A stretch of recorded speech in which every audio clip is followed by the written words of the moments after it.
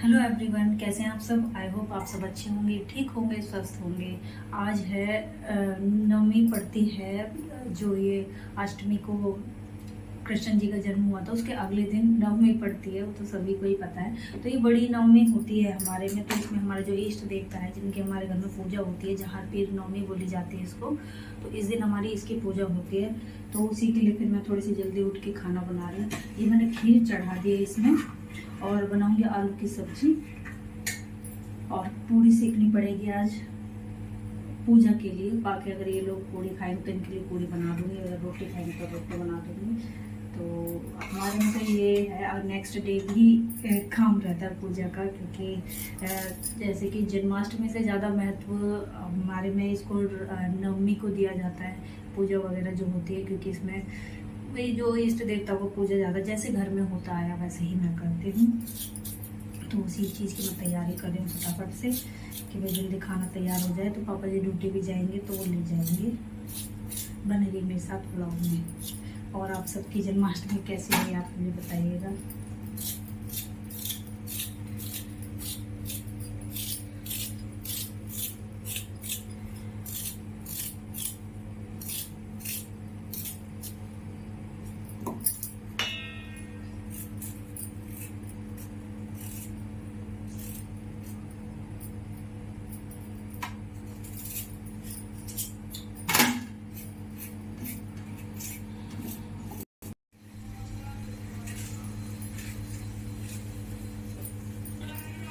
मैं काट रही हूँ टमाटर और 2-3 हरी मिर्ची।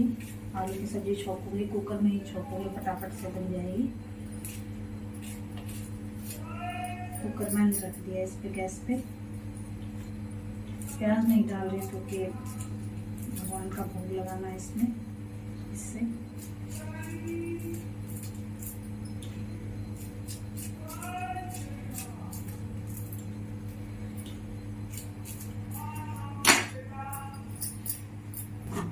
डाल देते हैं तेल।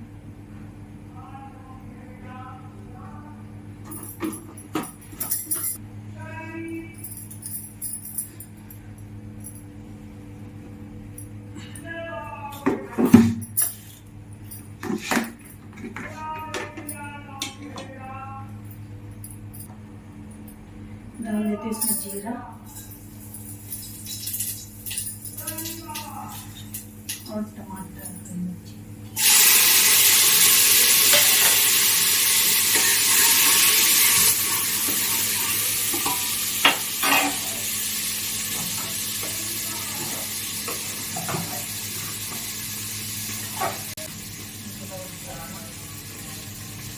डाल देते हैं हम इसमें थोड़ी सी,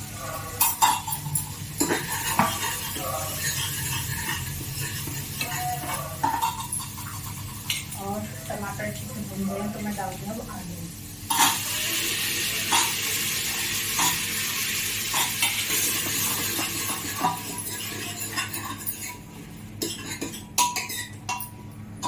मिक्स करके पानी एडजस्ट कर दूँगी इसमें। बहुत ज़्यादा पानी डालने की ज़रूरत नहीं है इसमें, क्योंकि ये एक सीटी नहीं हो जाएंगे आलू, छोटे छोटे कटे हैं, तो थोड़ा सा ही पानी डाल देती हूँ।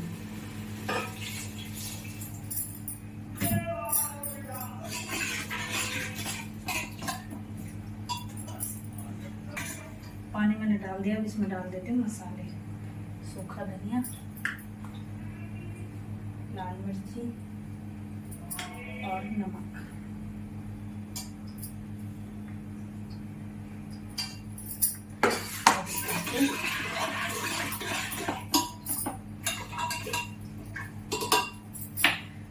दो सीटी लगा लेती हूँ इसमें।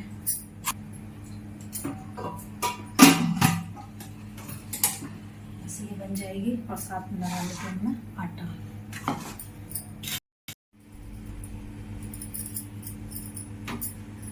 तो फ्रेंड्स, मेरी खीर और सब्जी बन गई है। मैं सेक लेती हूँ थोड़ी सी पूरी भूख के लिए, और साथ में मैंने अरग्यारी भी रख रखी है। ये देखिए मेरी खीर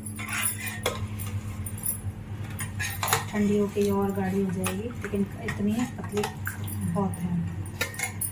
मैं ड्राई फ्रूट्स वगैरह सब डाल दिए। और ये है आलू टमाटर की ही सब्ज़ी, सिंपल सी है ये।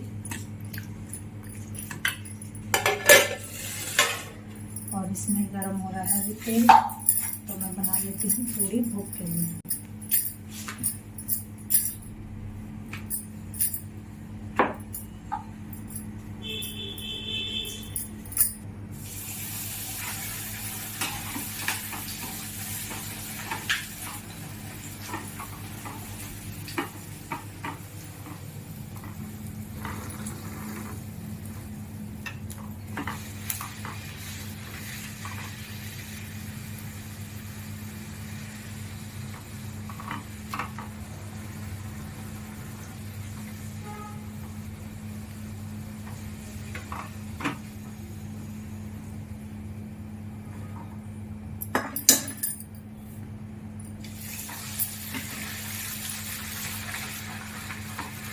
अभी 2 पूड़ी बना लेती हूँ, फिर और बाकी बाद में बनाऊंगी। पहले पूजा कर लेती हूँ, फिर पापा का खाना भी पैक करना है ना, तो पूजा वगैरह कर लेते हैं। मेरे पास उपले तो नहीं है, थोड़ा बहुत चूरा मिला था तो उसी की बस अज्ञानी बनाई और इसमें कपूर वगैरह डाल लूँगी तो हो जाएगी, आज का काम हो जाएगा बस।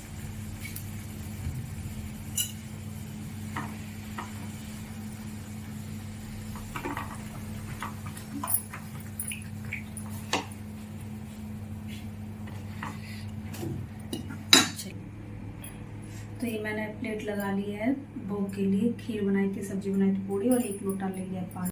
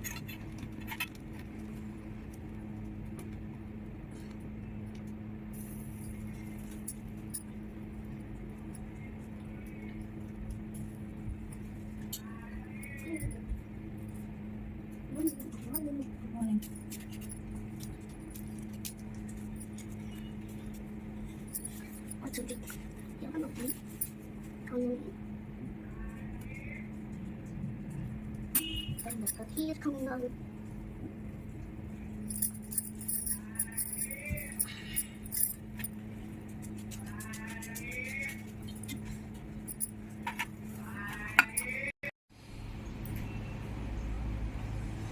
चलिए, रात की भी रोटी बची हुई थी गाय की, जो रात को कान्हा जी को भोग लगाया था, और अब भी गाय की रोटी हो गई है। तो अब दियाते गाय को, जल्दी से मिलेगी तो नहीं पर ढूंढना पड़ेगा, नहीं तो रख दूंगी एक जगह। गाय जहाँ पर आती जाती रहती है तो वहाँ पर रख दूँगी।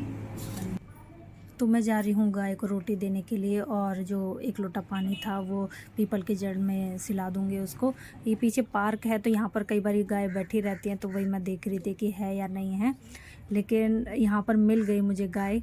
पहले तो मैं देख रही थी कि नहीं है, शायद वो छोटी सी बच्ची ही है, लेकिन फिर थोड़ा सा आगे चल के मैंने देखा तो वो मुझे दिख गई थी, क्योंकि उसकी बच्ची है लेकिन उसकी माँ भी थी। वो माँ मुझे पहले दिखाई नहीं दी थी।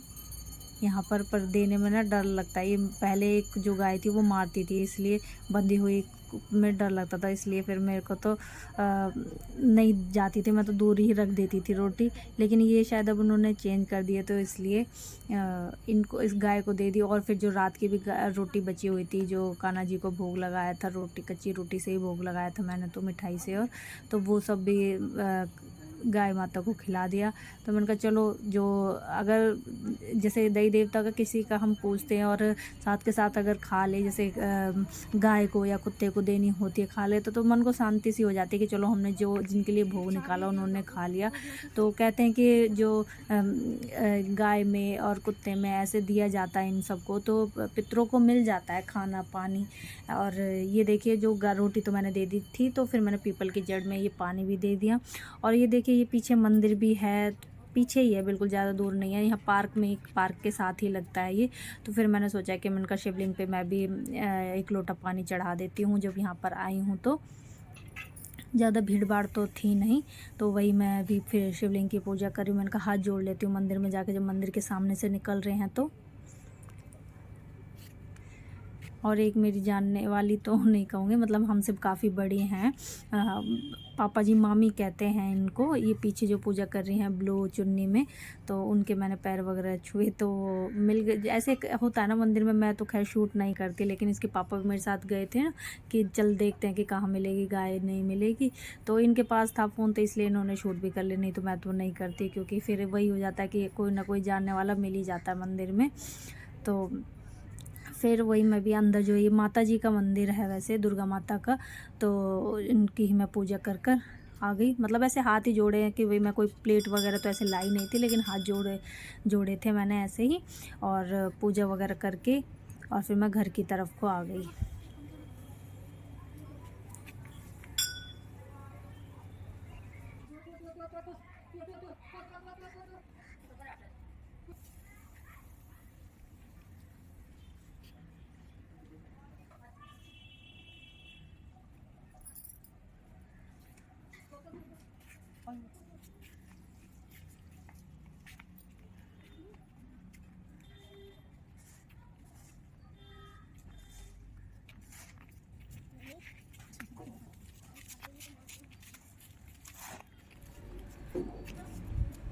तो देखिए ये थोड़ा सा ना मैं लोटे में पानी बचा कर लाते हैं, खाली नहीं लाते, और अपनी देहली पर थोड़ा सा सिरा देते हैं, ऐसे ये शुभ होता है, अच्छा होता है ये।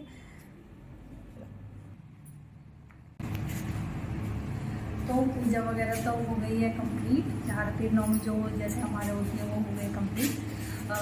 गाय भी मिल गई थी भगवान जी के दुआ से, बाबा जी के दुआ से, नहीं तो मिलनी मुश्किल हो जाती, मुझे रख कर ही आनी पड़ती है, लेकिन मिल गई। उन आंटी ने गाय पाल रखी, कई बार उनके अंदर बंदी रहती है, नहीं होती, या इससे पहले जो थी वो मारती थी, तो डर लगता था तो नहीं जाती थी मैं, लेकिन ये शायद अब इन्होंने दूसरी ले ली है, तो ये गाय मिल गई है। और पीपल की जड़ में पानी भी दे दिया, और मंदिर भी था, थोड़ा मंदिर में भी हाथ जोड़ कर आ गई। तो चलिए चलते हैं, अपनी चाय पानी पियेंगे और पापा जी का खाना भी देंगे। पापा जी रोटी उनका चाय पानी देंगे और अपना भी खाना पानी पियेंगे, आएंगे। देखिए नीचे का पूरा पेंट वगैरह सब कंप्लीट हो गया गेटों के साथ भी, और सफाई करने में इतनी मेहनत लगी, मैंने तो खैर ऊपर की करी, यूवी के पापा यूवी के चाचा ने किया मेहनत, तो इनके पत्तियों से ना हाथ भी कट गए थे, क्योंकि वो पत्तियों को खींचना पड़ रहा था, कहीं कहीं सीमेंट जम रहा था, क्योंकि प्लास्टर वगैरह हुआ था, टाइल लगी थी, तो जो पड़ी हुई थी, मसाला भी इसी फर्श पे बना था, तो बड़ी मुश्किल से इन्होंने छुटाया। और चलो खैर हो गया काम, एक दिन तो कंप्लीट हो ही जाता है, साफ सफाई होगी, पर घर तो अच्छा लग रहा है, नया नया सा लग रहा है।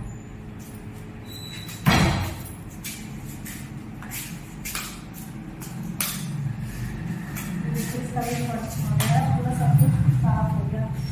अब ये आ रहे हैं रेंट पर, लेकिन कोई ठीक सा लगेगा उसी को ही देंगे, ज़्यादा बड़ी फैमिली को तो देते नहीं है हम, क्योंकि ना ज़्यादा बच्चे वगैरह होते ना, तो वो पापा को पसंद नहीं है, तो इसलिए फिर ठीक ठीक वाले। शुरू से ही मैं ज़्यादातर मम्मी भी वैसे ही रखते थे, छड़े छड़े या हस्बैंड वाइफ होते थे बस वैसे, तो अगर कोई फैमिली भी ठीक ठाक हो गई तो उसको भी दिया जाए, क्योंकि एक फैमिली से थोड़ा फायदा हो जाता है, वो साफ सफाई कर लेते हैं। लड़के वगैरह ये होते हैं कि सबका गंद बचा देते हैं।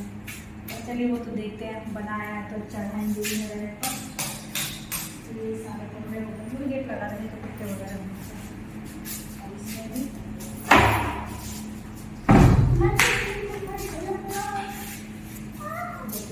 साफ सफाई हो गई।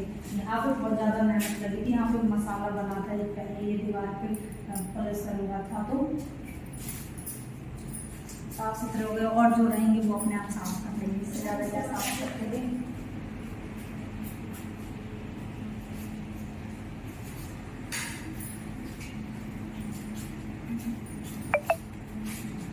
चलिए अब चलते हैं, भी लाइट